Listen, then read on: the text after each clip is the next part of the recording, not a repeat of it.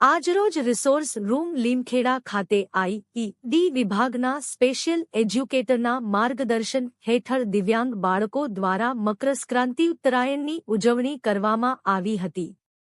આ ઉજવણી કરવાનો મુખ્ય ઉદ્દેશ્ય દિવ્યાંગ બાળકો તહેવારો વિશે જાણે, સમજે અને તહેવારો પ્રત્યે ઉમંગ, ઉત્સાહ સાથે ભાગ લેતા થાય.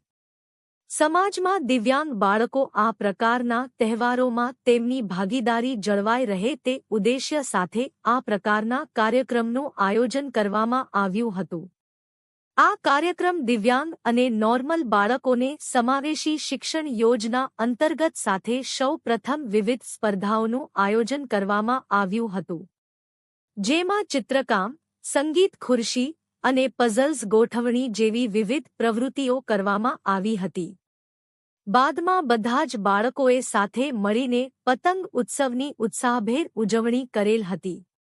આ મકરસંક્રાંતિ ઉત્તરાયણના કાર્યક્રમમાં બીઆરસી કોઓર્ડિનેટર સાહેબશ્રી, એમઆઈએસ કોઓર્ડિનેટર અને તાલુકાના તમામ સ્પેશિયલ એજ્યુકેટરો હાજર રહી પતંગોત્સવની ઉજવણી કરવામાં આવી.